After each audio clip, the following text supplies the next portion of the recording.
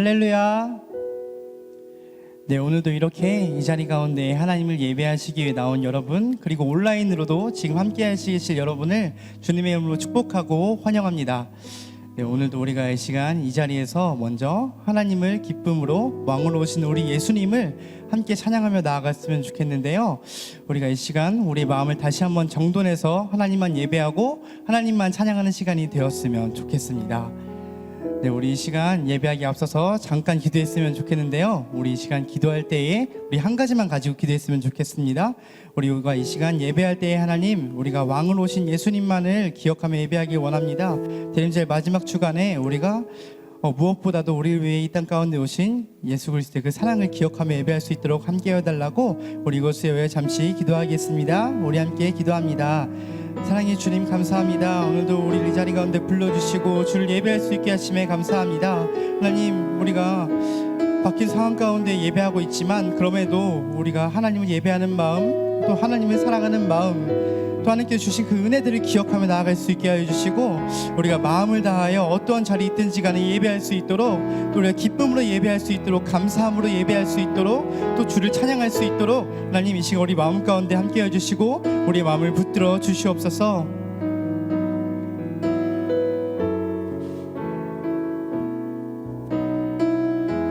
두 손 들고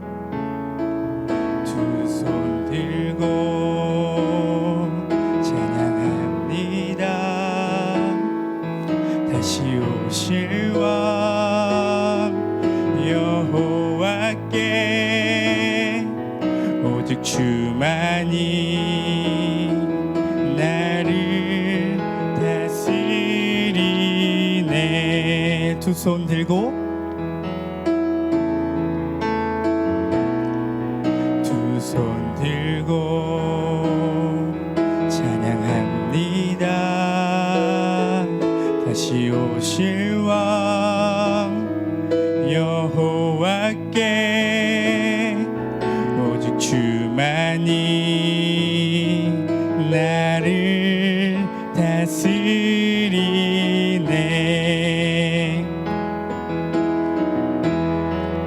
나 주님만을 섬기리.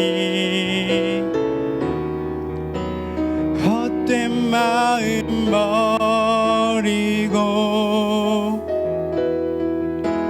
성령이여 내 영혼 충만하게 하소서. 주님 앞에 내 생명 드리리라. 우리 다시 한번 찬양합니다. 두 손 들고 두 손 들고 찬양합니다. 다시 오실 왕 여호와께 오직 주만이 나를 다스리네. 나 주님만을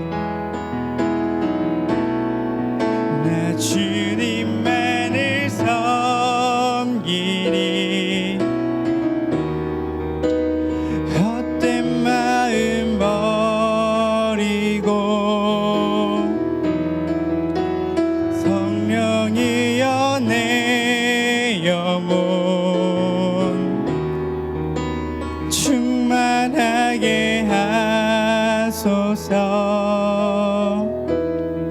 주님 앞에 내 생명 드리리라.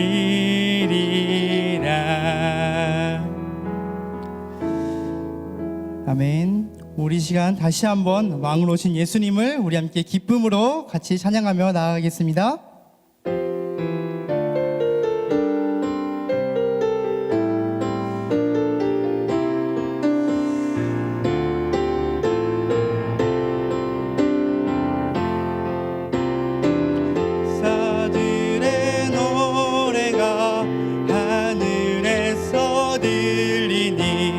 산과들이 기뻐서 메아리 쳐 울린다.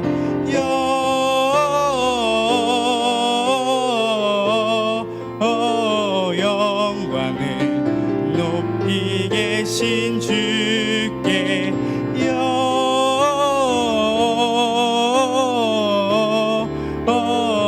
영광을 높이 계신 주님께 한밤중에 목자들 양떼들을 지킬 때 아름다운 노래가 청아하게 들린다.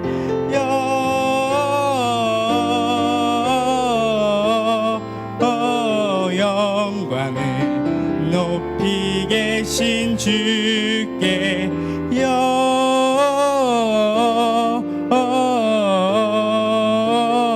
영광을 높이 계신 주님께 베들레헴 달려가 나시나기 예수께 꿇어 경배합시다. 탄생하신 아기께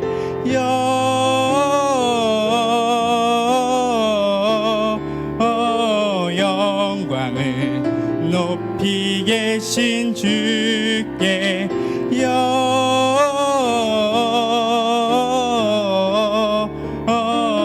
영광을 높이 계신 주님께 구유 안에 누이신 어린 아기 예수께 우리들도 다 함께 기쁜 찬송 부르자.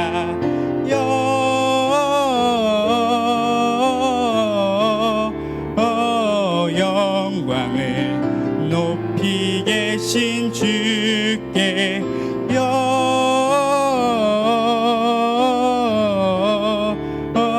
영광을 높이 계신 주님께.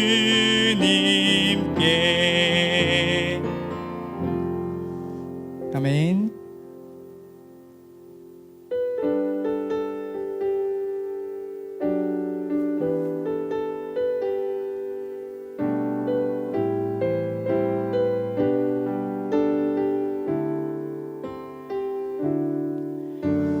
땅 위에 오신 하나님의 본체 십자가에 달리사 우리 죄 사셨네. 하나님이 그를 지극히 높여 하나의 이름 위에 띄운 이름을 주사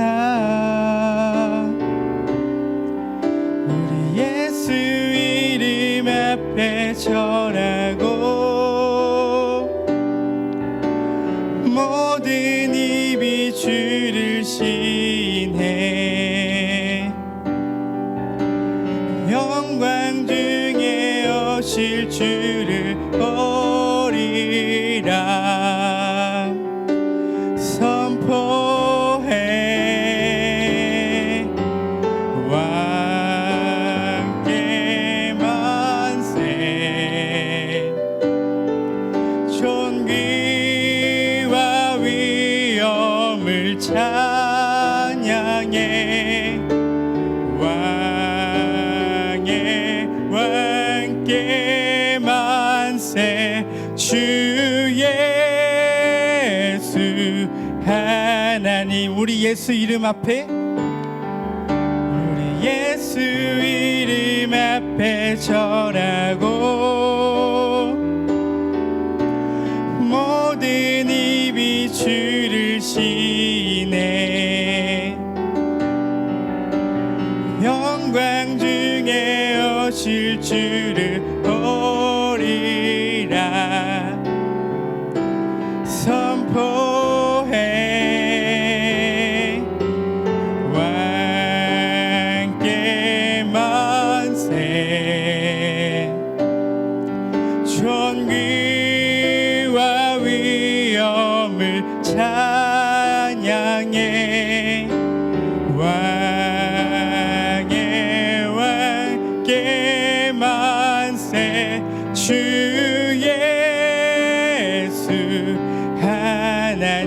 왕께 만세. 왕께 만세. 존귀와 위엄을 찬양해.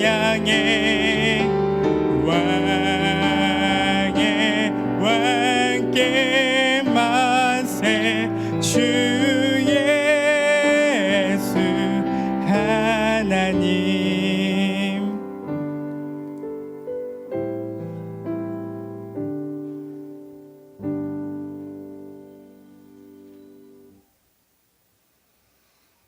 우리 다 함께 거룩하신 하나님께 대림절 넷째 주일 예배를 드리시겠습니다.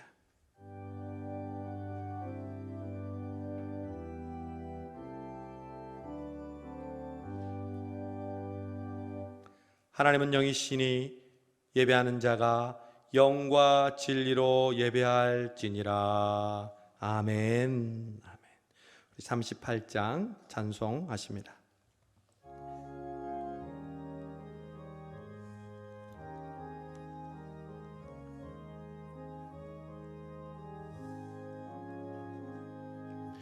예수 우리 왕이여 이곳에 오셔서 우리가 왕께 드리는 영광을 받아 주소서. 우리는 주님의 백성, 주님은 우리 왕이라. 왕이신 예수님 오셔서 좌정하사 다스리소서. 예수 우리 주시여 이곳에 오셔서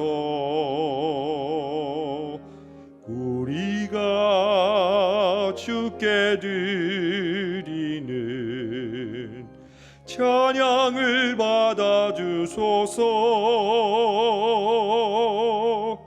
우리는 주님의 종들, 주님은 우리 주시라. 주 대신 예수님 오셔서 이 찬양을 받아 주소서. 교동문 118번 대림절 네 번째 주일입니다. 나는 시온의 의가 빛같이 예루살렘의 구원이 횃불같이 나타나도록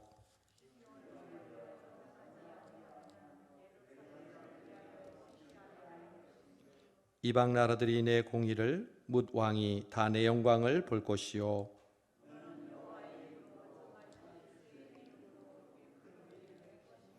너는 또 여호와의 손에 아름다운 관, 내 하나님의 손에 왕관이 될 것이라.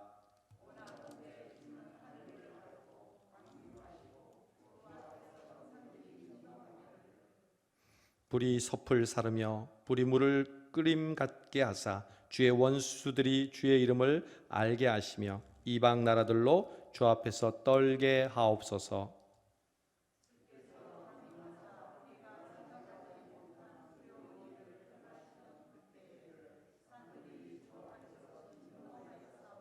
함께 있습니다. 주 외에는 자기를 앙망하는 자를 위하여 이런 일을 행한 신을 옛부터 들은 자도 없고 귀로 들은 자도 없고 눈으로 본 자도 없었나이다. 아멘. 우리 한 주간을 돌아보며 하나님 앞에 참여하는 기도 드리시겠습니다.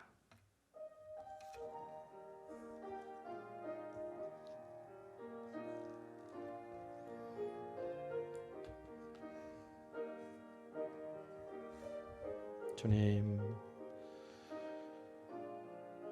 우리의 죄를 용서하여 주옵소서.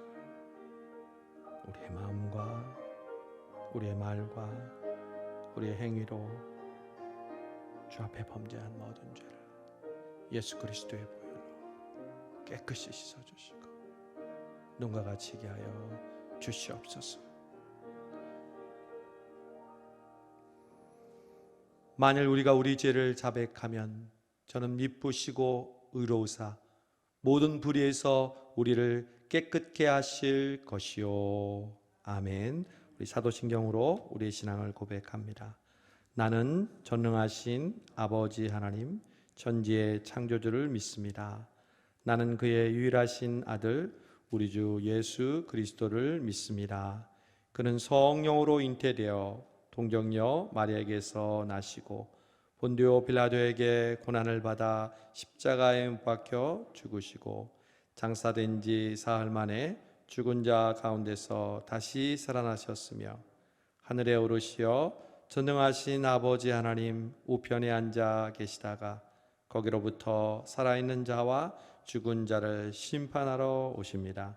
나는 성령을 믿으며 거룩한 공교회와 성도의 교제와 죄를 용서받는 것과 몸의 부활과 영생을 믿습니다. 아멘. 다 같이 126장 찬송하시겠습니다.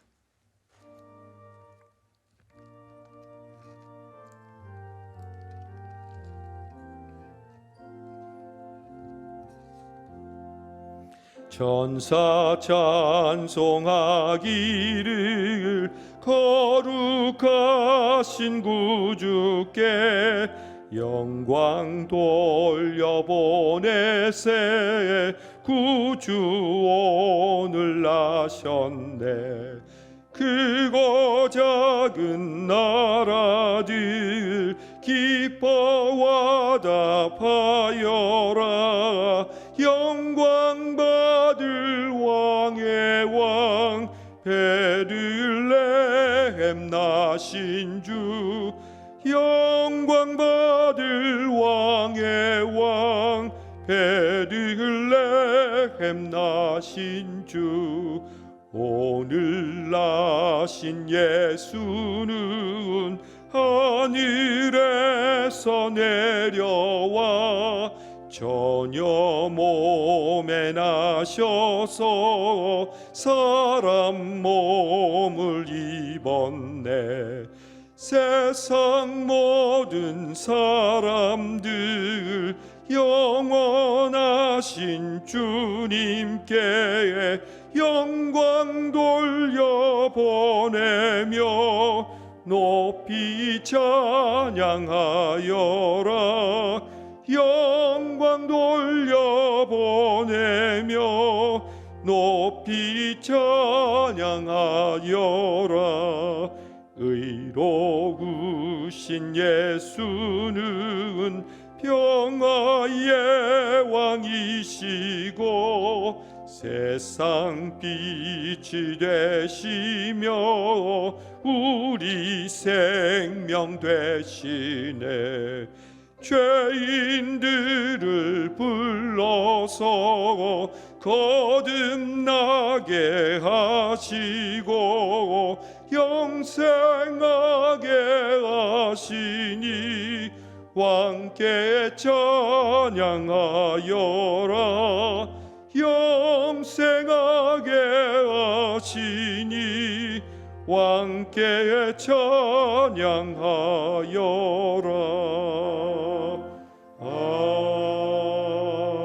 아멘. 우리를 대표해서 정신성 장로님 기도 인도해 주시겠습니다. 기도하겠습니다. 죄인된 인간들을 구원하시기 위하여 2000년 전 누추하고 냄새나는 말 구유에 가장 낮은 자의 친히 인간의 육신을 가지고 이 땅에 오신 주님, 구세주 나심을 기다리는 대강절 넷째 주 성탄 주일을 맞이하지만 코로나가 심각한 단계에 이르러 주일 예배를 드리지 못하고 다수가 아닌 소수가 모여 비대면으로 영상을 통하여 주일 예배를 드립니다.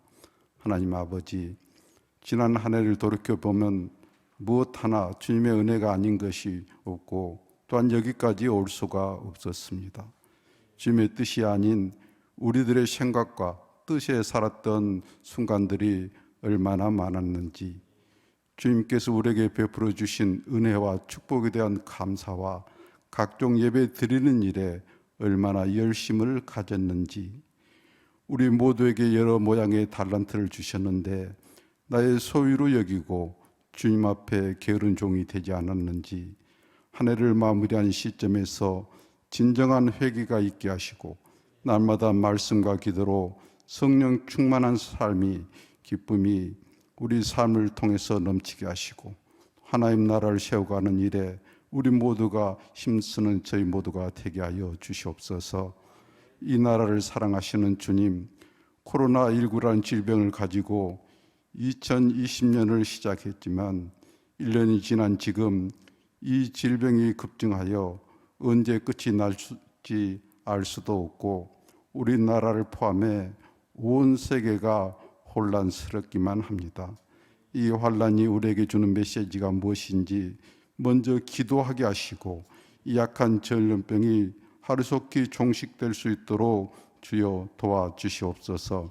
국정을 맡은 정치 지도자들과 방역 책임자들, 백신을 개발하는 모든 이들에게 하나님의 지혜를 주시고 코로나 백신과 치료제가 속히 나와서 정치 경제가 안정되게 하시고 소상공인과 자영업자, 실외에 빠진 국민들에게 희망을 주는 봉사자 역할을 잘 감당할 수 있도록 주여 도와주시옵소서.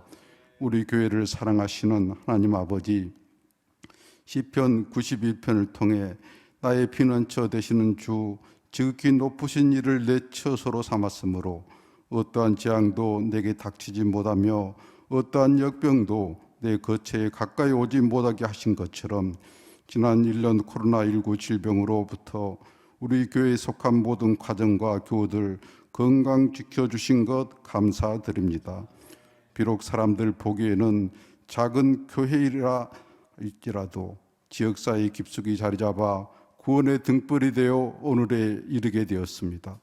사람이 중심이 되는 교회가 아니라 하나님이 중심이 되는 교회로 이 시대가 요구하는 선교의 사명을 잘 감당하는 교회 되게 하여 주시옵소서. 어렵고 힘든 여건 속에서도 교회에 속한 각 기관마다 내년에 일할 일꾼들을 세웠습니다. 맡은 자들에게 구할 것은 충성이라고 하셨으니 맡은 21년 한 해를 충성을 다하는 일꾼들 되게 하여 주시옵소서. 특별히 주님의 몸된 교회를 섬겨오신 신낙균 장로님, 이정님, 조연자 권사님 은퇴식이 있습니다. 장로로 권사로 시무 기간을 보내고 교단의 규정에 의해 은퇴는 하지만 은퇴는 교회 일을 그만두라는 의미가 아니라 주님을 위해 매이지 않고 다양한 일을 하라는 것으로 알고 주 안에서 복된 생애를 사실 수 있도록 주여 시의 힘과 능력을 다하여 주시옵소서. 우리 교회 좋은 목사님 보내주셔서 모든 성도들이 한 마음으로 섬기게 하시니 감사를 드립니다. 두 분 목사님과 전도사님, 담임 목사님들 도와 교회 일을 할 때 기쁨으로 감당할 수 있도록 주여 도와주시옵소서. 이 시간 말씀을 선포하시는 담임 목사님을 위해 기도합니다.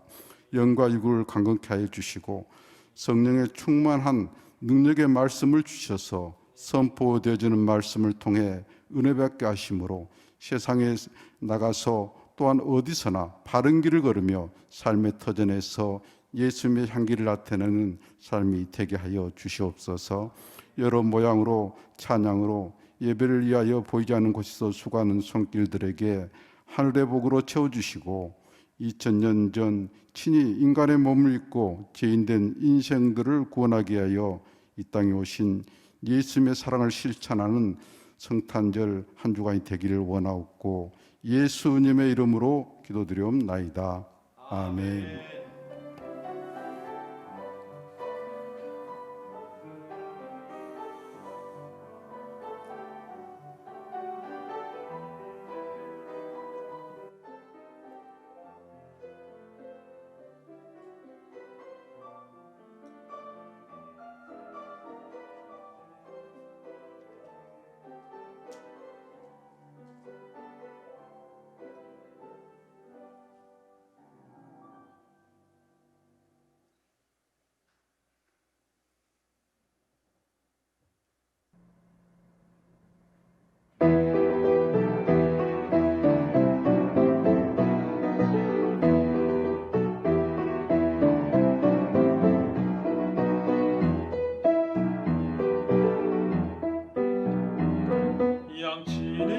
자들에게 한 천사 나타나 그 전한 기쁜 소식은 이 세상 구원할 하나님 독생 성자가 탄생하심이라.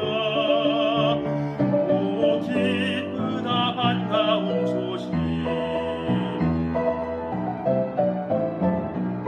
그 천사들이 전할 말 무서워 말하라. 동정녀 몸에 밀려서 주 탄생하셨네. 저 하늘의 영광 영광 땅에는 평화라. 오 기쁘다 반가운 소식 주셨네. 땅 위에 평화 내려주시네.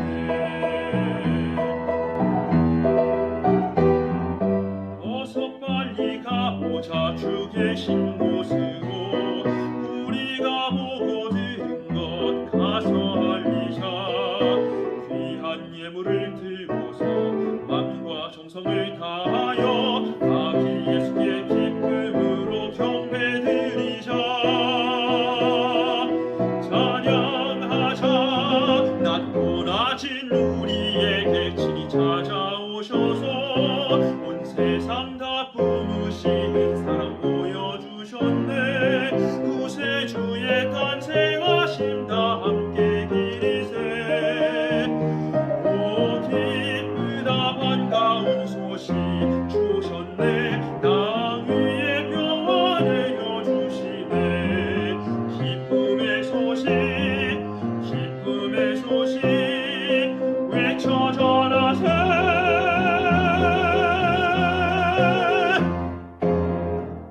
아멘, 아멘. 우리 박수로 하나님께 영광 돌리겠습니다. 너무 감사하네요. 이번 찬양은 특별히 우리 지휘자 우리 최재호 집사님은 지휘자는 제주도에서 노래하고 우리 반주자 아름다움에는 성수동에서 반주했어요. 그래서 제주도와 성수동에서 만나서 우리 함께 이렇게 영상으로 만들어서 찬양하게 됐어요. 하나님 앞에 감사를 드립니다. 오늘 우리에게 주시는 하나님의 말씀은 마태복음 2장 1절에서 12절까지 말씀입니다. 우리 대림절 네 번째 주일에 주시는 하나님의 말씀입니다. 우리 한 절씩 교독하도록 하겠습니다. 마태복음 2장 1절에서 12절입니다. 헤롯 왕 때에 예수께서 유대 베들레헴에서 나심에 동방으로부터 박사들이 예루살렘에 이르러 말하되 유대인의 왕로 나시니가 어디 계시냐. 우리가 동방에서 그의 별을 보고 그에게 경배하러 왔노라 하니 헤롯 왕과 온 예루살렘이 듣고 소동한지라. 왕이 모든 대제사장과 백성의 서기관들을 모아 그리스도가 어디서 나겠느냐 물으니 이르되 유대 베들레헴이오니 이는 선지자로 이렇게 기록된 바 또 유대 땅 베들레헴아 너는 유대 고을 중에서 가장 작지 아니하도다. 내게서 한 다스리는 자가 나와서 내 백성 이스라엘의 목자가 되리라 하였음이니이다.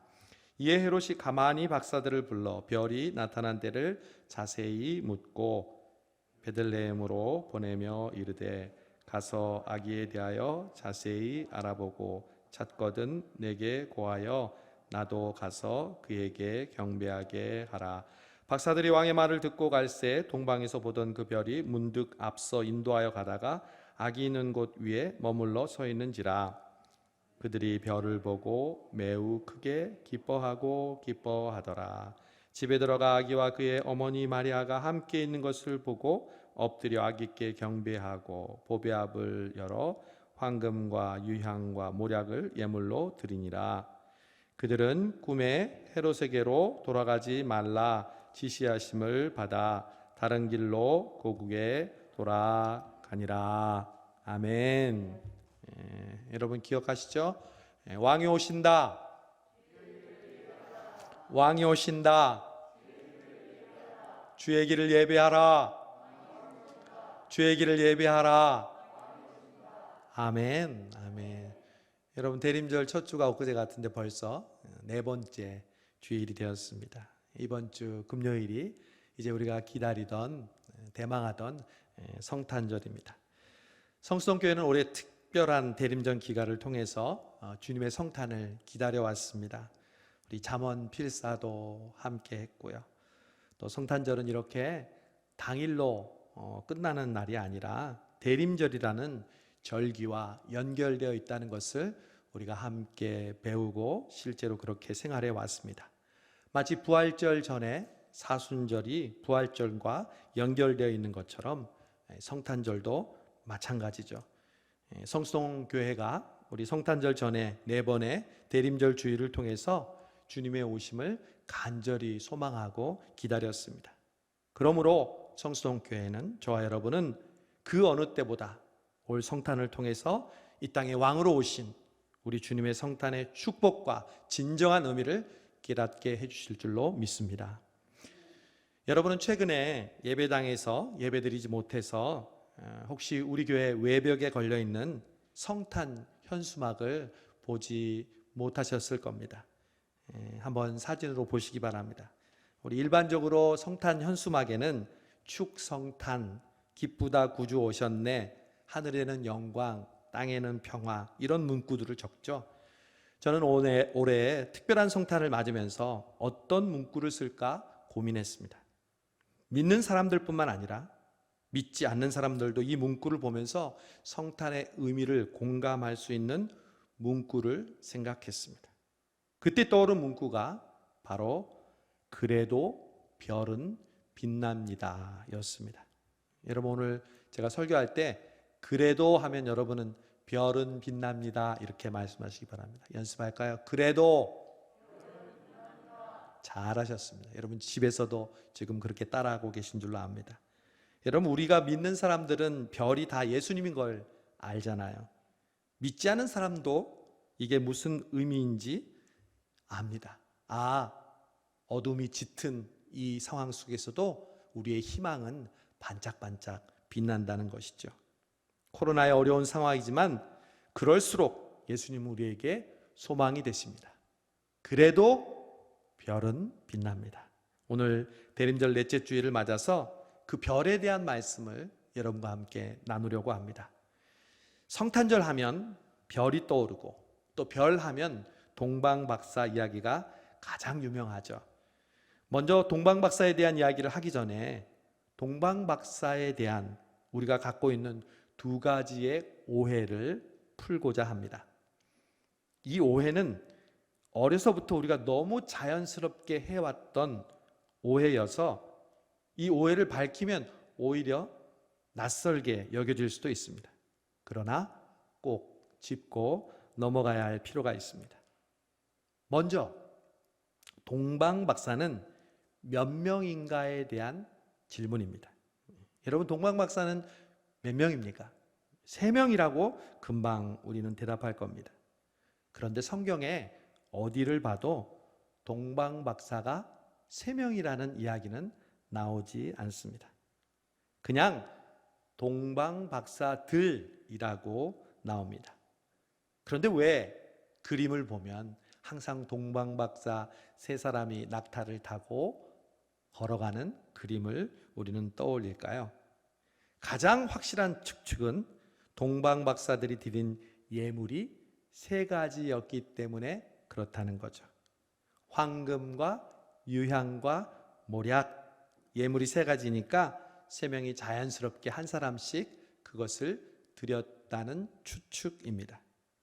그러나 그것은 추측일 뿐 팩트, 사실이 아닙니다. 이탈리아의 한 기독교 공동 묘지 그림에는 동방박사가 4명이 그려져 있습니다. 그래서 프랑스의 작가 유명한 미셸 투르니에는 Four Wise Men, 4명의 동방박사라는 유명한 소설을 썼습니다. 프랑스 파리의 교회 박물관에 있는 대형 화병에는 8명의 동방박사들이 그려져 있습니다.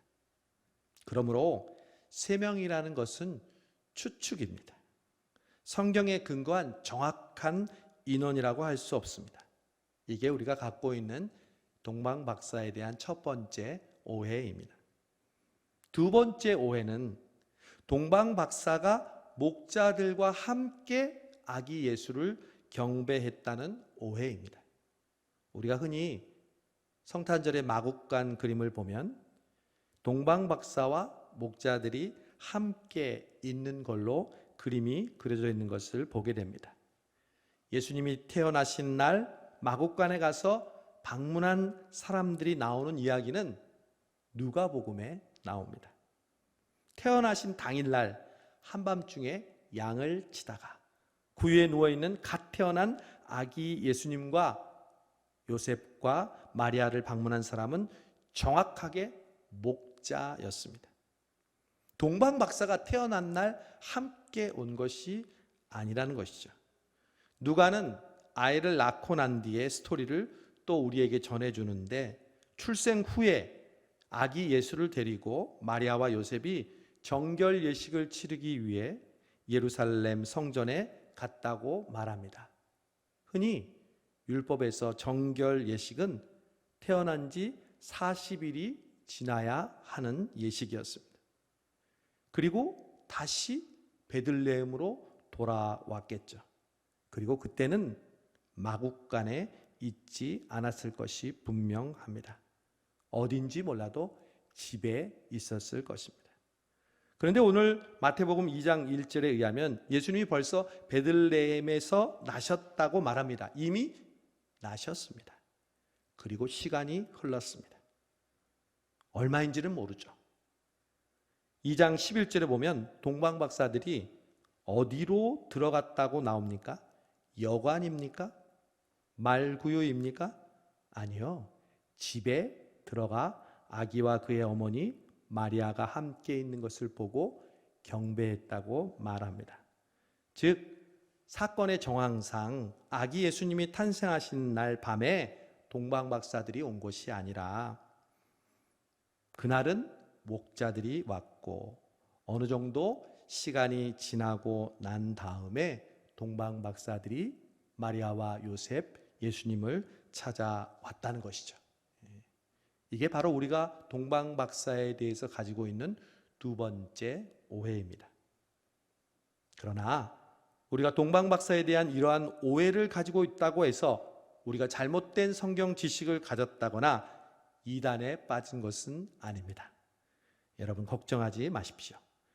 정말 성경이 동방박사들을 통해서 우리에게 전하고자 하는 메시지는 동방박사의 숫자가 정확하게 몇 명인지, 그리고 그들이 탄생한 날 왔는지 안 왔는지의 문제가 아니기 때문에 그렇습니다.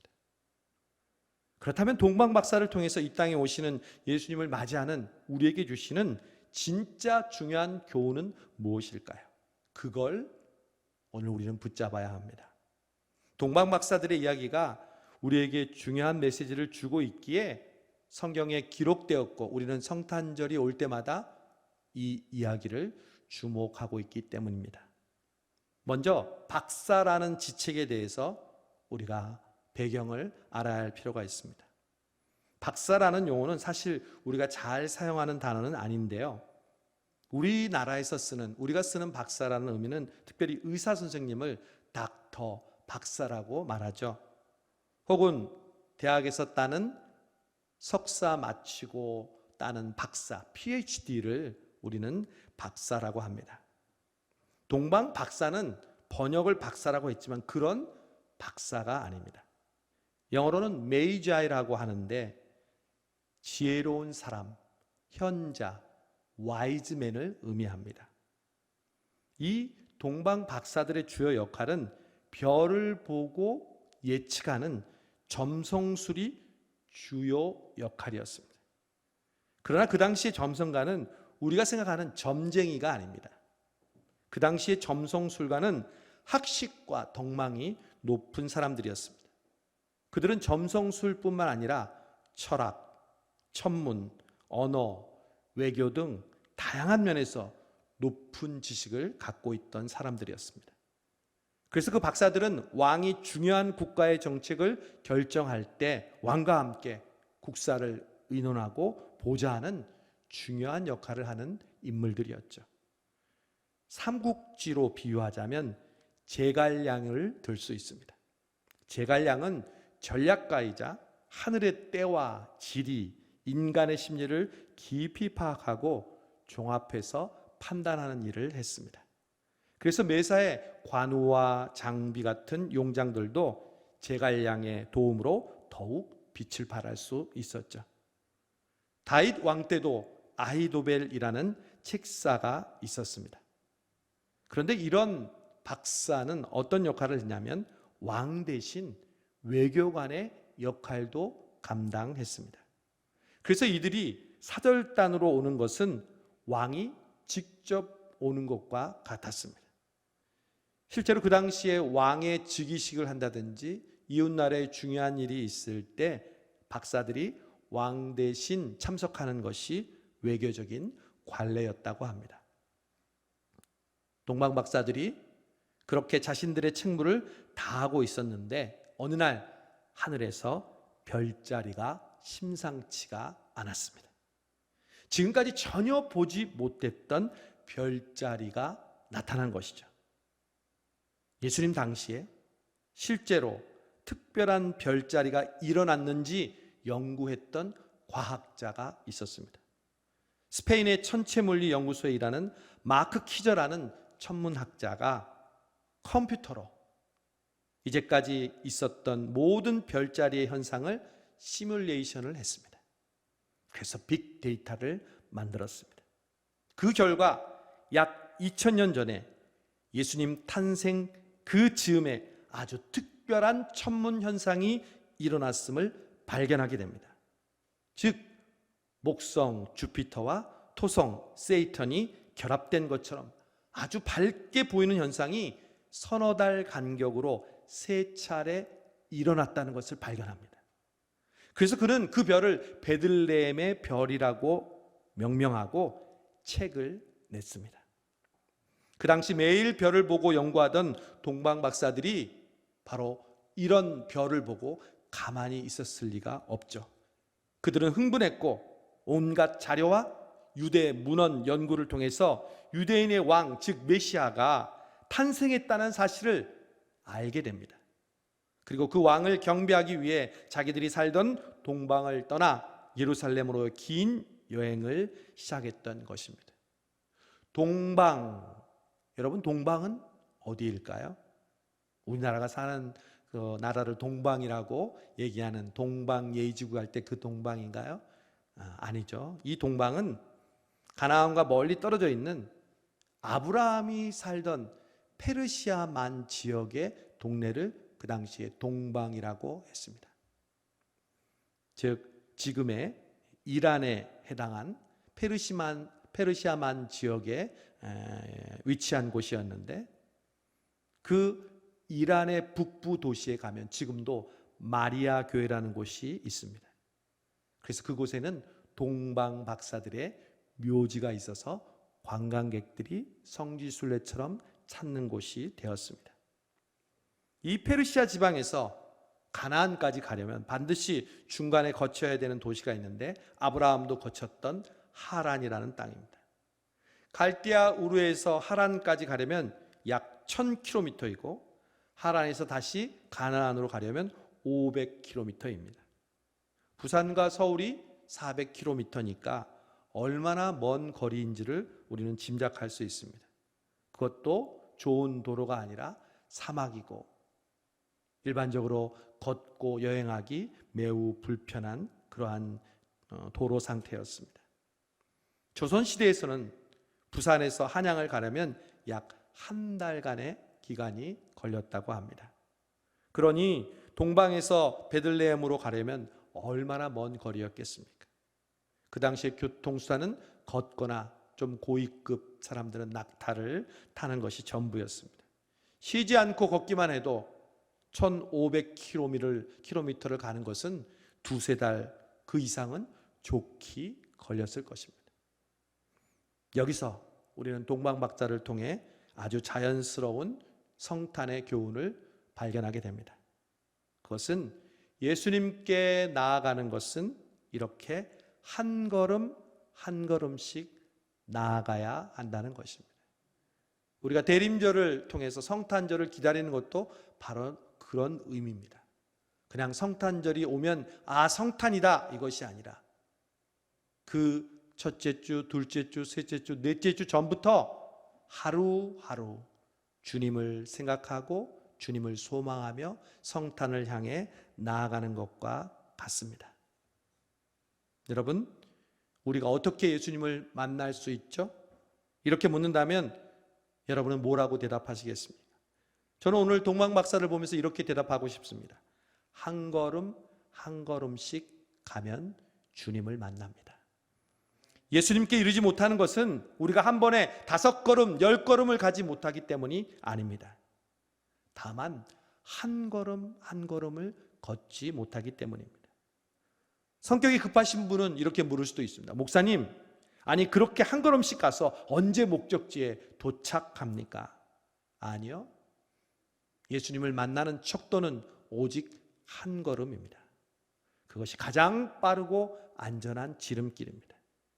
여러분, 어떻게 한 걸음 한 걸음이 가장 빠른 그리고 가장 안전한 지름길이 될 수 있을까요? 제가 그걸 증명해 보겠습니다. 여러분은 인천공항이나 혹은 외국의 공항을 사용하신 적이 있을 겁니다. 그런데 가면 소위 현대식으로 갖추어진 국제적인 공항에 흔히 설치되어 있는 시설이 있습니다. 그것은 평지에 엘리베이터가 설치되어 있는 것입니다. 2층, 3층으로 올라가는 엘리베이터가 아니라 그냥 걸어가는 평지에 컨베이너 벨트가 설치되어 있는 것을 여러분 보시고 사용하신 적이 있을 겁니다. 무거운 캐리어를 끌고 가기에 쉽고 또 갈아타는 게이트가 멀어서 걷기 힘들 때 그 사람들이 그 컨베이너 벨트를 사용해서 걸으면 쉽고 편하게 갈 수 있습니다. 거기서는요, 짐을 들고 가만히 있으면 자동으로 앞으로 갑니다. 그런데 거기서 만약 한 걸음 한 걸음 걸으면요, 어떻게 될까요? 더 빨리 가는 것이죠. 여러분, 우리의 신앙이 이와 같습니다. 지금 우리의 목적지는 천국입니다. 그 길을 우리는 한 걸음 한 걸음씩 걷고 있습니다. 그런데 하나님의 자녀에게 주시는 하나님의 특별한 선물이 있습니다. 그건 하나님이 우리의 한 걸음 한 걸음 아래 은혜의 컨베이너 벨트를 깔아 놓으신 줄로 믿습니다. 여러분, 이 벨트는 눈에 보이지 않습니다. 그냥 우리는 한 걸음 한 걸음 걸을 뿐입니다. 그러나 이 벨트 위에서 걷는 것은 그냥 걷는 것과 천지차입니다. 겉으로 볼 때는 그냥 믿지 않는 사람들과 똑같이 걷는 것 같습니다. 하지만 이 은혜의 벨트 위에서 걷는 사람은 사실 5걸음, 10걸음을 걷는 효과가 있습니다. 심지어 힘들고 걸을 힘이 없어서 가만히 서 있어도 갑니다. 주저앉아 있어도 갑니다. 앞으로 나아갈 힘이 없어서 주저앉고 혹은 뒷걸음질 쳐도 어느새 우리는 앞으로 가고 있습니다. 하나님께서 우리에게 이 은혜의 벨트를 깔아주시고 우리는 그 걸음을 한 걸음 한 걸음 걸으면서 2020년 한 해를 보내왔습니다. 이제 2020년도 열흘밖에 남지 않았습니다. 올 한 해 우리 성수동 교회는 그리고 여러분과 여러분의 가정은 한 해 동안 먼 길을 걸어왔습니다. 각자가 걸어오면서 여러 가지 어려운 상황과 힘든 환경을 지나왔을 것입니다. 뜻밖의 기쁨과 감사도 있었지만 내가 생각지 않은 고난과 고통도 경험했습니다. 그런데 그런 환경은 달라도 우리 모두에게는 공통점이 있습니다. 여기에 오기까지 우리 모두가 하나님의 은혜의 벨트를 함께 걸었다는 사실입니다. 하나님은 우리 위에 은혜의 벨트를 놓아주시고 그 벨트 위에서 한 걸음 한 걸음을 올 한 해 동안 걷게 하셨습니다. 우리는 신앙의 걸음을 걸으면서 솔직히 게으름과 잔꾀를 부리기도 했습니다. 힘들다고 주저앉기도 했고 혹은 내 교만으로 자빠질 때도 있었습니다. 남들을 쳐다보면서 나만 왜 이러냐고 불평할 때도 있었습니다. 그러나 저와 여러분이 지금 이 시간 예배 드릴 수 있는 유일한 비결은 오직 한 가지입니다. 하나님께서 우리 교회 위에, 여러분의 삶의 한 걸음 한 걸음 위에 은혜의 벨트를 깔아주셨기 때문인 줄로 믿습니다. 그래서 우리의 선배들은 그 비결을 알았습니다. 그래서 늘 이렇게 찬송했습니다. 주와 같이 길 가는 것 즐거운 일 아닌가. 우리 주님 걸어가신 발자취를 밟겠네. 다 같이 한 걸음 한 걸음 주 예수와 함께 날마다 날마다 우리는 걷겠네. 아멘, 아멘. 여러분, 저와 여러분이 할 수 있는 것은 오직 그것뿐입니다. 한 걸음씩 한 걸음씩 걸으면 됩니다. 주일 예배도 왜 매주 우리가 예배를 드릴까요? 한 걸음 한 걸음 나아가는 우리의 신앙을 고백하는 것이 매 주일 예배 드리는 것인 줄로 믿습니다. 믿음으로 걷다가 세상 사람들이 하는 것처럼 옆으로 뛰쳐나가서 뛰고 싶죠. 그리고 그게 빨라 보이죠. 그러나 인생은 마라톤입니다. 단거리가 아닙니다. 우리는 그 빨리 뛰던 사람들이 결국 나뒹굴고 있는 모습을 보게 될 겁니다. 지난 114년 동안 우리 성수동 교회가, 그리고 여러분이 그 험난한 신앙의 여정을 그렇게 한 걸음 한 걸음 걸어오게 하신 하나님을 찬양합니다. 바로 동방 박사들처럼 우리를 걸어오게 하신 줄로 믿습니다. 또 오늘 동방 박사 하면 빠질 수 없는 중요한 교훈이 있습니다. 그것은 바로 별입니다. 별. 동방 박사와 별은 뗄래야 뗄 수 없습니다. 별이 없었다면 그들은 동방에서부터 예수님이 나신 베들레헴까지 올 생각도 하지 못했고 올 수도 없었습니다. 별은 도대체 어떤 의미가 있는 걸까요? 이걸 아는 게 동방 박사를 통해서 우리가 배울 수 있는 중요한 교훈임에 틀림이 없습니다. 여러분에게 별은 무엇입니까? 창세기에 나오는 대표적인 인물이 있죠. 아브라함, 야곱, 요셉. 저는 이들의 삶을 별과 함께 연관해서 묵상하다가 아주 귀중한 공통점을 발견했습니다. 그들은 모두 고향을 떠나온 이민자였습니다. 아브라함은 고향이 갈대아 우르였습니다. 야곱도 어쩔 수 없이 부모와 형과 살았던 브엘세바를 떠나 외삼촌이 살고 있는 낯선 땅 하란에 가서 살았습니다. 요셉도 아버지와 형제들과 살았던 헤브론을 떠나서 머나먼 이국 땅 애굽으로 떠났습니다. 가만히 보면 이 자리에 계신 많은 분들도 서울이 고향이 아니라 여러분의 나름대로의 자라났던 그런 고향을 떠나서 이곳 서울에서 계신 분이 대부분일 겁니다. 그런데 그들이 이렇게 고향을 떠나온 사람들이라는 공통점 말고 또 하나의 공통점이 있었습니다. 그것은 바로 하나님께서 그들에게 별을 통해서 희망과 약속을 주셨다는 사실입니다. 먼저 아브라함에게 하나님이 믿음의 조상이 되게 해주셨다고 약속합니다. 그런데 응답이 안 오는 거예요. 75살에 약속했는데 80살이 돼도 85, 90살이 돼도 99살이 돼도 자손은커녕 아무런 기미도 보이지 않습니다.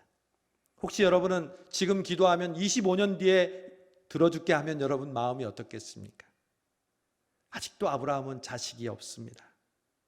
바로 그때 하나님이 아브라함을 밤에 불러내십니다. 낮이 아니라 밤에 아브라함을 불러내십니다. 그리고 아브라함에게 시청각 교육을 하십니다. 밤에 들판에 서 있는 아브라함에게 하나님이 묻습니다. 아브라함아, 무엇을 보느냐? 내 하나님 별이 보입니다. 하나님은 아브라함에게 그 수많은 별을 보여주시고, 아브라함아, 너는 이 별이 몇 개인지 아느냐? 하나님, 제가 이 많은 별이 몇 개인지 어떻게 알아요? 아브라함아, 내가 내 자손을 이 별처럼 많게 해줄 것이다. 여러분, 아브라함은 그때 다시 별을 보았습니다. 그 별이 빛났습니다. 그리고 하나님은 비로소 그때 아브라함에게 그 별을 통해 하나님이 주신 약속을 믿는 믿음을 아브라함에게 새롭게 심어 주셨습니다. 여러분, 야곱도 마찬가지입니다. 아버지와 형을 속여서 외삼촌 라반의 집으로 도망가는 처량한 그 고향을 떠나는 길이었습니다. 잘 곳도 없어서 땅바닥에 돌을 베개 삼아 잠을 청합니다. 차가운 땅바닥에서 자신을 그토록 사랑하는 어머니가 생각이 납니다. 사실 야곱은 그 이후로 어머니가 돌아가시기까지 한 번도 어머니를 보지 못합니다. 도대체 장자권이 뭐길래, 왜 그랬을까? 잠이 오질 않습니다. 그렇게 야곱은 자연스럽게 누워서 하늘의 수많은 별들을 바라보고 있었습니다. 여러분, 우리가 고난의 장소에 누워 있을 때 오히려 그때가 별이 잘 보이는 때입니다. 평소에는 전후 좌우 마치 길바닥에 있는 동전을 줍는 것처럼 땅바닥만 바라보고 열심히 살아오는 우리들, 그러나 고난을 통해 땅바닥에 누워보니까 비로소 하늘에 별이 보입니다. 야곱은 그 별을 보다가 깜빡 잠이 듭니다. 그때 하나님께서 꿈속에서 나타나십니다. 그리고 별을 오르락내리락 하고 있는 천사들을 보여주십니다. 그리고 야곱에게 말씀하십니다. 야곱아, 할아버지 아브라함에게 주었던 그 축복을 너에게도 줄 것이다. 약속하셨습니다. 그래도 뭐라고요? 별은 빛납니다. 야곱처럼 어렵고 힘든 상황에 있어도 그래도 하나님은 우리에게 별을 빛나게 보여주십니다. 요셉입니다. 요셉은 잘 알다시피 어렸을 적 꾸었던 꿈이 무슨 꿈이었죠? 별별 꿈이었습니다. 해와 달과 11별이 자신에게 절하는 별꿈을 꾸었습니다. 그리고 그놈의 별꿈 때문에 인생이 별나게 되어버렸습니다. 자신의 형들이 자기를 미워해서 팔고, 그리고 구덩이에 빠지고 노예가 되고 억울하게 누명을 쓰고 옥살이를 합니다. 그러나 결국 요셉은 그 별꿈대로 절망 속에서 별처럼 빛나게 되고 아버지와 형제들을 구원하게 되었습니다. 그래서 요셉의 인생의 별은 빛납니다. 아브라함과 야곱과 요셉에게 별은 약속이었고 위로였고 소망이었습니다. 하나님은 그럴 때마다 별을 보여주면서 약속하시고 소망을 갖게 하셨습니다. 저는 2008년 시카고에서 교회를 개척했습니다. 그리고 담임 목회를 9년 동안 했습니다. 저는 몇 년이 지나면 금방 부흥할 줄 알았습니다. 근데 부흥이 안 되는 거예요. 어떤 때는 교인 한 명하고 저희 가족하고 주일 예배를 드린 적도 있었습니다. 그런데 시간이 지나니까 청년들이 모이기 시작했습니다. 목회자들의 자녀, 선교사님들의 자녀, 주변 대학교의 대학생들이 모이기 시작했습니다. 그런데 주위에서는 걱정하셨습니다. 교회에 경제적으로 도움을 주는 성도들이 와야 되는데 오히려 퍼져야 하는 청년들이 오니까, 그리고 졸업하면 또 떠나니까. 그렇게 시간을 보내고 있는 가운데 한국에서 저의 멘토이신 목사님이 미국을 방문하셨습니다. 목회가 어떠냐고 물어보셔서 솔직히 많이 힘들다고 말씀드렸습니다. 한국에 있는 동기 목사들은 나름 자리를 잡고 목회를 하고 있는데 저는 지금 여기서 이렇게 제자리에서 맴도는 것 같고 앞이 보이질 않는다고 말씀드렸습니다. 그랬더니 그분이 저에게 말씀하셨습니다. 김 목사, 네. 왜 김 목사가 이런 경험을 하게 하시는 줄 알아? 잘 모르겠습니다. 왜냐하면 한 영혼의 소중함을 알게 하시려고 하는 거야. 목사는 한 영혼이 얼마나 소중한지 알아야 돼. 정신이 번쩍 들었습니다. 내가 큰 교회, 큰 목회, 교인이 몇 명 모이는 교회에 목사가 되는 게 중요한 게 아니라 한 영혼의 소중함을 아는 목사가 되어야 한다는 말이죠. 그러면서 목사님께서 마지막에 이런 말씀을 해주셨습니다. 김 목사, 주님의 별이 되시오. 눈물이 핑 돌았습니다. 제가 어렸을 때만 해도 별을 보는 것은 매우 자연스러웠습니다. 학교에서 배운 별자리도 이야기하면서 저건 카시오페아이고 저건 북두칠성이고 저건 북극성이고. 예전에는 별 볼 일이 많았습니다. 낭만이 있었습니다.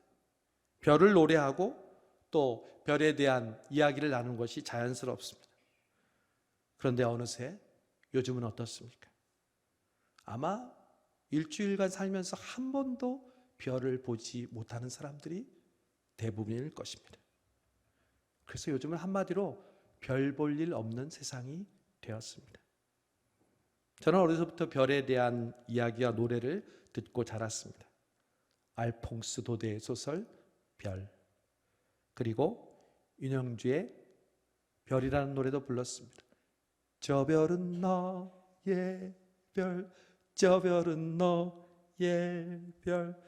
여러분, 별을 보는 거는요 정서만의 문제가 아닙니다. 별을 본다는 것은 희망을 본다는 것입니다. 신앙생활도 별을 보는 것이 얼마나 중요한지 모릅니다. 저는 그래서 기도의 또 다른 말이 떠올랐습니다. 기도란 다른 말로 별을 보는 것입니다.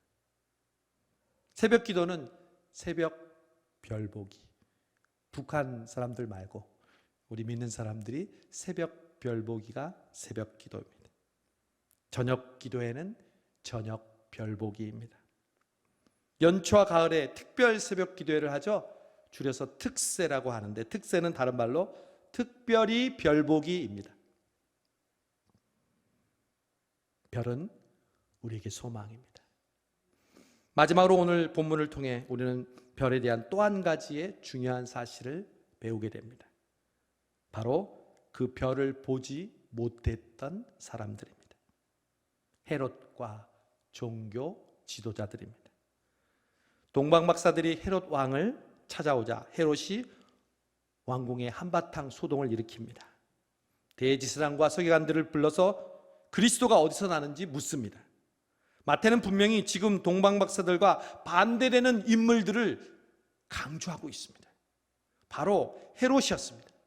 동방 박사를 강조하는 것만큼 성경은 헤롯을 지금 강조하고 있습니다. 우리는 성경을 볼 때 항상 이 둘을 주목해야 합니다. 의인을 따라하고 악인을 자처하는 것입니다. 성경은요, 의인이 나오는 만큼 악인도 똑같이 나오기 때문입니다. 역사에 의하면 헤롯은 자신의 권력을 유지하기 위해서 혈안이 되었던 사람입니다. 예루살렘 성전도 헤롯이 지었습니다. 그는 지나치게 권력에 집착했습니다. 계속되는 로마 정권 가운데 자신의 자리를 지키기 위해서 백성들로부터는 많은 세금을 징수하고 고된 노동을 강요했습니다. 자신의 아들 안티파터도 자신의 후계자로 책봉했다가 과대망상으로 그 아들을 죽일 정도였습니다. 그러니 자신의 자리를 위협하는 유대인의 왕이 태어났다는 소식에 헤롯은 가만히 있을 수가 없었습니다. 제가 헤롯을 보면서 문득 떠오른 속담이 있었습니다. 등잔 밑이 어둡다. 유대인의 왕이 유대 땅에 나셨는데 정작 유대인들은, 유대에 살고 있는 사람들은 그것을 알지 못합니다. 정보가 없어서도 아닙니다. 이미 데이터와 그 데이터를 분석할 수 있는 인적 자원이 있었습니다. 그러나 막연히 별 하나 보고 한 걸음 한 걸음씩 걸어온 이방인 동방박사들은 메시아의 왕나심을 알고 있었는데 그들은 전혀 알지 못했습니다. 성경이 이러한 사실을 우리에게 보여주는 것은 아주 중요한 일입니다. 바로 우리가 등잔 밑이 어두운 신앙생활을 하기 쉽다는 것을 우리에게 경고하고 있는 것입니다. 있어도 있는 줄을 모르고, 들어도 무슨 뜻인지 모르고, 보아도 그것이 소중한 것인지 모르고, 등잔 밑이 어두운 신앙입니다.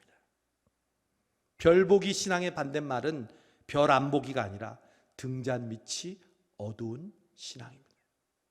여러분, 여러분의 기도와 간구의 응답은 가까이 있습니다. 멀리 있지 않습니다. 우리 성수동 교회가 하나님께서 기뻐하시는 교회로 새롭게 변화되고 부흥하는 비결은 가까이 있습니다. 등잔 밑에 있습니다. 돌아온 탕자 이야기에서는 돌아온 둘째 아들을 강조함과 동시에 첫째 아들을 꾸짖고 있습니다. 왜 맏아들이 꾸지람을 받습니까? 등잔 밑이 어두웠기 때문입니다. 열심히 아버지를 위해서 일하기는 하는데 염소 새끼 한 마리 자기를 위해서 잡아주지 않는다고 가산을 탕진하고 돌아온 막내에게 그렇게 극진히 대접하냐고 불평합니다. 그러자 아버지가 그러죠. 아들아, 너는 모르니? 내 모든 것이 다 네 거야. 넌 그걸 누리고 있잖아. 여러분, 그렇습니다. 큰아들은 모든 사람이 부러워하는 장자의 특권과 모든 아버지의 권리를 누리고 있었습니다. 그렇다면 넓은 마음으로 아버지처럼 동생을 안아주어야 했습니다. 첫째 아들은 등잔 밑이 어두웠습니다. 자기가 누리고 있는 축복보다는 남의 떡이 더 커 보였습니다. 여러분, 등잔 밑을 볼 수 있어야 합니다. 등잔 밑이 밝은 사람은 작은 일에도 감사할 줄 압니다. 우리 성수동교회와 저와 여러분은 바로 등잔 밑이 밝은 교회, 등잔 밑이 밝은 성도가 되기를 바랍니다. 이번 성탄절에 그래서 우리가 사랑의 헌금을 하는 이유도 여기 있습니다.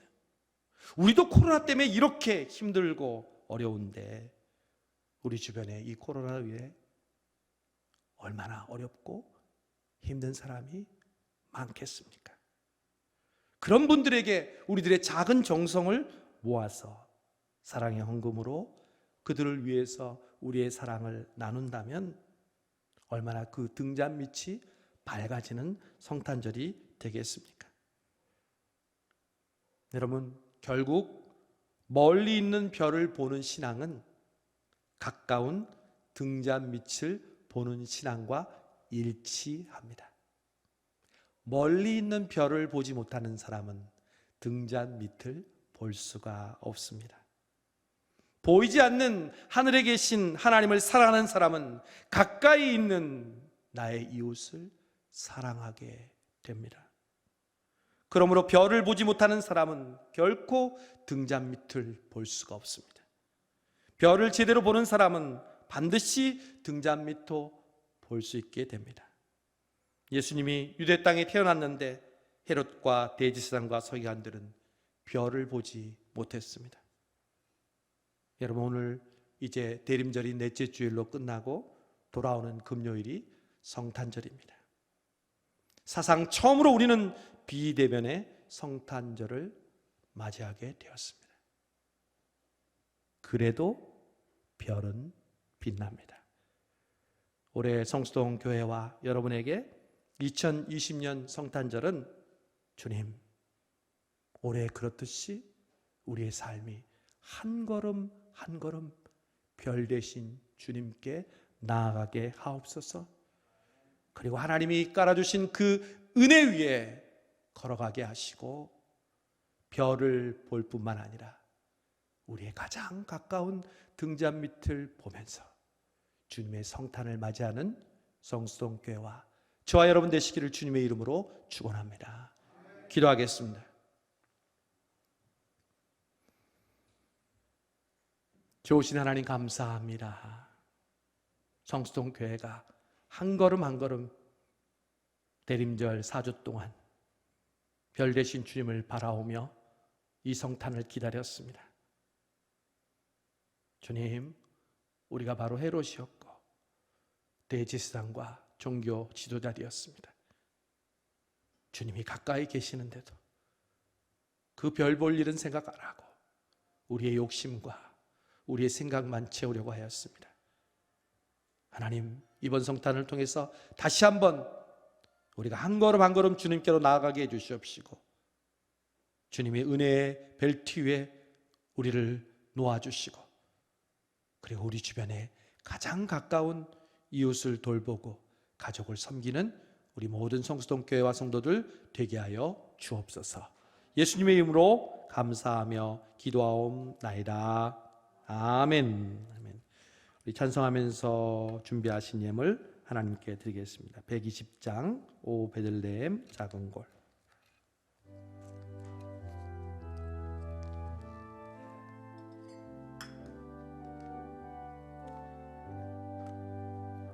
오 베들레헴 작은 골 너 잠들었느냐 별들만 높이 빛나고 잠잠히 있으니 저 놀라운 빛 지금 캄캄한 이 밤에 온 하늘 두루 비춘 줄 너 어찌 모르나 온 세상 모든 사람들 잠자는 동안에 평화의 왕이 세상에 탄생하셨도다.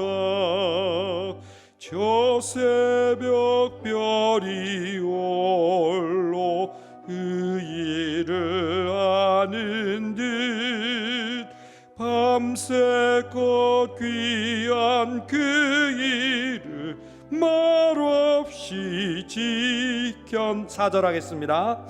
오 베들레헴 예수님 내 맘에 오셔서 내 죄를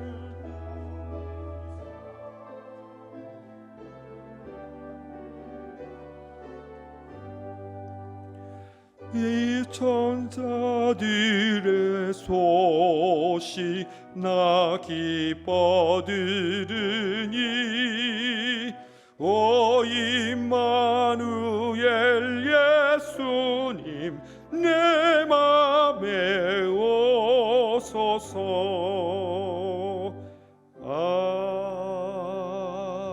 아멘. 우리의 별이 되셔서 그래도 그 별을 우리에게 선물로 주시고 그 별이 빛나는 것을 보고 우리에게 희망을 갖게 해주시고 그 약속을 다시 되새기게 해주심을 감사합니다. 하나님, 코로나 어려운 상황 속에서도 그래도 주님은 빛나시고 주님은 우리에게 왕으로 오심을 감사합니다. 주님, 별을 바라보며 우리의 삶 속에서 주님을 더욱더 의지하고 바라보게 해주시고 우리의 삶 속에서 한 걸음 한 걸음 걸어가는 우리 모두가 되게 하여 주옵소서. 주님, 오늘 주님 앞에 우리가 흩어져 있지만 주님을 의지하고 감사하는 마음으로 11조와 감사헌금과 또 작정한 주 헌금들을 주님 앞에 올려드립니다. 직접 교회에 와서 드리지 못하지만 온라인으로 혹은 교회에 방문하여 드리는 우리의 이 예물을 주님께서 받아주시고 주님, 우리에게 베풀어 주시는 하나님의 놀라운 은혜와 축복이 30배, 60배, 100배로 열매 맺어 더 하나님께 바치고 더 나눌 수 있는 우리 모든 성도들 되게 하여 주옵소서. 특별히 코로나로 어려워하는 우리 교회 성도들 주님께서 긍휼히 여겨 주시고 또 힘들고 어려워하는 이웃들에게 우리의 마음을 사랑의 헌금으로 전달해서 드릴 수 있는 그 귀한 은혜를 허락하여 주옵소서. 감사드리며 예수님의 이름으로 기도하옵나이다. 아멘. 아멘. 우리 교회 앞에 우리 알리는 말씀 전해 드리겠습니다. 2020년 우리 말씀으로 새로워지는 우리 교회가 되기를 간절히 바랍니다. 우리 당분간 우리 코로나 2.5 단계로 인해서 공적 예배는 비대면 온라인 예배로 드립니다. 우리 주일 오후 찬양 예배도 가정에서 드리도록 하겠습니다. 대림절 넷째 주일이 바로 오늘입니다. 오늘 대림절 넷째 주일인데 왕으로 오시는 주님의 길을 예비하는 우리 성수동교회 모든 가족들이 되기를 바랍니다. 우리 대림절 기간 동안 우리가 잠언 필사를 진행했는데 주보에 있는 것처럼 26분이 현재 완성해 주셨고 아마 또 교회에 오시지 못한 분들도 이미 더 여러분들이 완성하셨으리라고 생각됩니다. 정말 생각지 않은 많은 분들이 실천해 주셔서 감사하고요. 특별히 글 쓰는 거에 대해서 어려운 부분들이 많이 있을 텐데 참여해 주신 여러분 감사하고 또 교역자들도 여러분 이번에 다 썼습니다. 우리 전사님 한 분만 이제 3장 남았다고 했는데 우리 솔선수범해서 우리 교역자들도 자문 필사를 마쳤고 특별히 25번 우리 정결 초등학교 3학년도 힘들게 끙끙거리면서 엄마가 불러주는 거 쓰면서 다 완료했다고 합니다. 여러분 감사하고 다음번에 또 기회가 있을 때 우리가 함께 써서 은혜를 나누고요. 제가 쓰신 분들 노트에 다 제 소감을 적고 또 도장도 찍었습니다.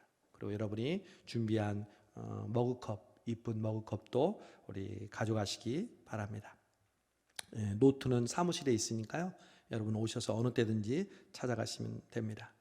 신년 기도 제목 제가 오늘까지 제출해 달라고 얘기했는데 이미 많은 분들이 보내주셨습니다. 제가 제 책상 위에 올려놓고 하나씩 다 보고 있습니다.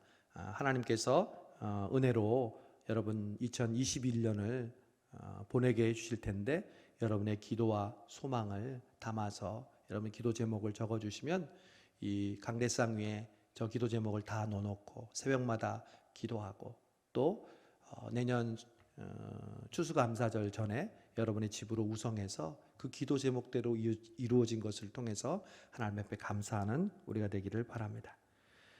재직회 및 공동의회를 사실은 코로나로 모이기 힘들어서 어렵지만 내용이 다른 내용이 아니라 새 예산을 위한 재직회 공동의회였어서 이번 주 토요일 우리 예배 녹화를 마치고 본당에서 예배 후에 갖도록 하겠습니다.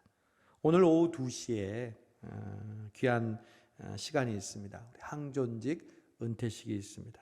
그동안 교회를 위해서 섬기고 애썼던 우리 신낙균 장로님, 이정임 권사님, 조연자 권사님 하나님께서 은혜 가운데 함께 해주셔서 은퇴식을 하는데 코로나 때문에 많은 교인들과 성도들의 축하를 받지 못하고 우리 본인과 정말 최소한의 가족만 모여서 20인 이하로 우리가 예배를 드리려고 합니다. 여러분 참석하지는 못해도 마음으로 그리고 함께 또 전화나 메시지를 통해서 축하해 주시기 바랍니다. 또 우리 신영균 집사님이 이제 정년을 맞아서 또 감사하는 그런 감사패를 전달하는 시간도 갖겠습니다. 여러분 돌아오는 금요일 성탄절인데 정말 초유의 대면 예배를 드리지 못하고 특별 새벽 기도회 5시 30분 그리고 성탄절 예배 오전 11시를 이 주일 예배 드리는 것처럼 온라인으로 여러분 각 가정에서 드리도록 하겠습니다. 평소에 드렸던 것처럼 성탄절 헌금이라든지 사랑의 헌금은 준비하고 계셨다가 온라인이나 혹은 교회에 오셔서 드리면 되겠습니다. 헌금의 계좌는 주보에 있는 그 계좌로 해주시면 되고요. 꼭 헌금의 종류와 이름을 쓰셔서 그게 누가 보냈는지 또 무슨 내용으로 보낸 건지 적어주시면 감사하겠습니다. 계속해서 광고했지만 사랑의 헌금, 구제헌금도 함께 해주시면 어려운 이웃을 돕는데 성탄절에 꼭 유용하게 쓰도록 하겠습니다. 2021년 달력 배부를 합니다. 가정당 한 번씩 사무실에 있으니까 여러분 가져가시기 바랍니다. 2021년 주일 식사봉헌과 강당 꽃봉헌 작정, 본당 안내 게시판과 식당 내라는 곳에 부착되어 있습니다. 여러분의 기념일과 감사하는 그러한 때에 식사와 꽃봉헌을 해주시면 감사하겠습니다. 오늘 식사봉헌은 조원순 전사님, 꽃봉헌은 민창기 장로님, 특별히 우리 은퇴식을 맞아서 강단 화분을 신낙균 장로님, 이정인 권사님 해주시고요. 떡을 신낙균 장로님, 이정인 권사님, 조연자 권사님이 수고해 주셨습니다. 감사드립니다. 여러분 김종남 집사님, 예전에 이름이 김정자 집사님인데 이태하 집사님의 부인이신 이현정 성도님의 어머니인 김종남 집사님이 소천하셨습니다. 그렇게 해서 어저께 우리 교인들하고 같이 못하고 교역자들만 가서 위로 예배 드리고 또 오늘 오후 은퇴식 마치고 또 입간 예배 드리고 또 마지막에 우리 발인하는 예배도 교인들만 하려고 합니다.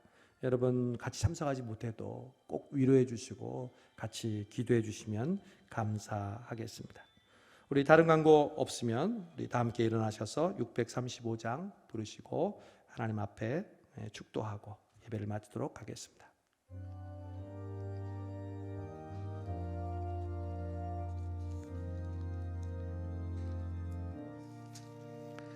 하늘에 계신 아버지 이름 거룩하사 주님 나라 임하시고 뜻이 이루어지다.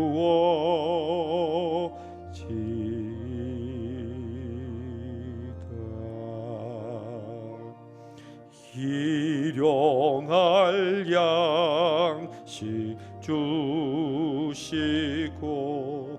우리들의 큰 죄 다 용서하옵시고 또 시험에 들게 마시고 악에서 구원하소서. 대개 주의 나라 주의 권세 주의 영광 영원히 아멘. 이제는 우리 주 예수 그리스도의 은혜와 아버지의 무한하신 사랑과 성령님의 감동 감화 역사 인도하심이 동방 박사처럼 한 걸음 한 걸음 별을 보고 걸으며 하나님이 주시는 소망을 붙잡고 주님의 성탄을 맞이하기로 결단하는 사랑하는 성수동 교회와 우리 모든 성도들 위해, 특별히 코로나로 고통받는 이웃들 위해 지금부터 영원토록 함께하옵시기를 간절히 축원하옵나이다. 아멘.